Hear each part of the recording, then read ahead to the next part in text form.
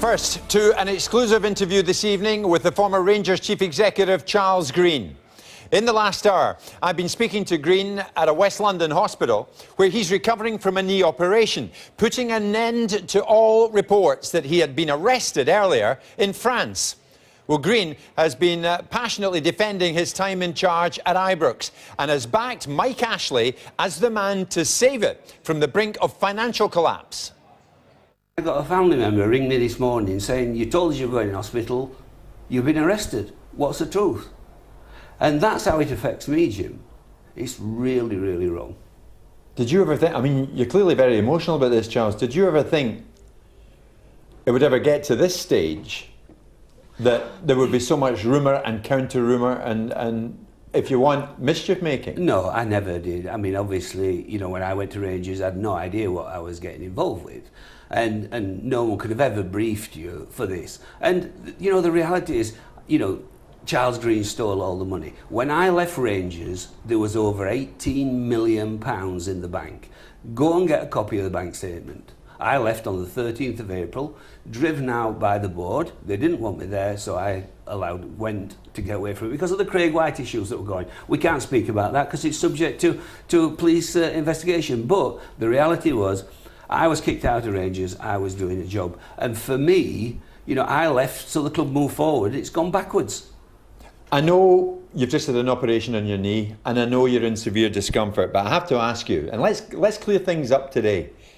Have you been arrested by Police Scotland in relation to your acquisition of the assets of Rangers Football Club? No, I haven't. I've met Police Scotland on 2 occasions where those questions were in connection with the previous ownership of the club. And obviously it is part of an ongoing investigation, but it was nothing to do with my running of the club. And just let's be clear, Jim, let's be really, really clear. I raised £35 million for that club when it was in a much worse position than it is today.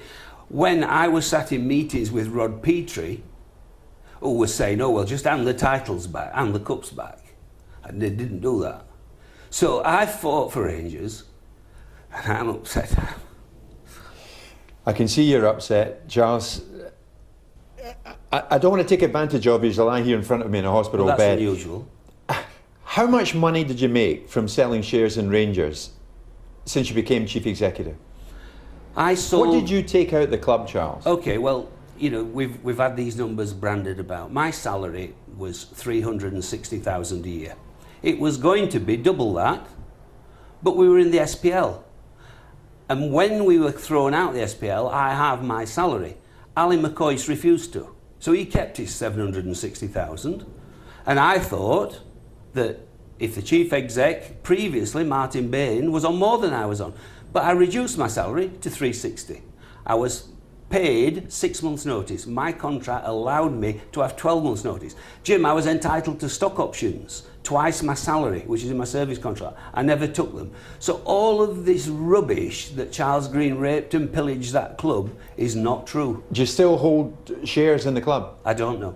Because I wanted Jim to cut the ties, not to get involved, and I tried to keep out of it. But it's events like today that make it impossible to leave it. And there's times when I think, well, I shouldn't have left it, I should have stayed there. Will you ever consider going back, even after something like today? Yeah, I would. It's things like today that think I should go back. And, you know, the current team are doing a great job.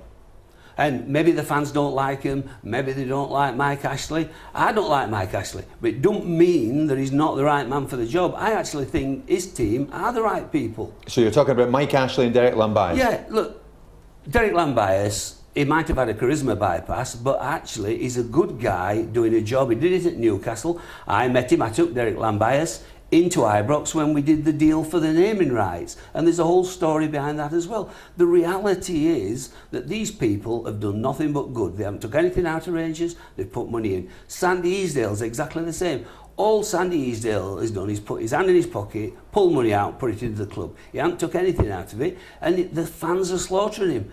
Yeah, here we have then Dave King. Sandy's got 1 charge and 1 conviction against him. Dave King admitted to 40 to settle with the South African authorities. So we're going to swap Sandy Easdale, who's put money in, Dave King, who hasn't, and you know, where's that moving the club forward? So you would urge fans tonight, get behind what Derek Lombias and in the background Mike Ashley are trying to do? Look, that club is going backwards. The fans are the greatest asset that Rangers have is the fan base. And at the moment it's dysfunctional. Even the fans don't agree amongst themselves. And what you've got to have with any club is unity. And what you've got to have, look, Man United didn't like it when Glazers took over. But Glazers put more money into that club than Martin Edwards ever did. So this is what you have to do. Stand back and judge people. And Ashley and his team have done no wrong. Well, Charles Green was speaking on the same day that former director Paul Murray joined the Rangers Supporters Trust and Rangers First, who own 1% of the club, on behalf of supporters. Murray is backing Dave King's bid to remove the current board of directors and has warned fans to ignore spin from rivals as he believes victory is close.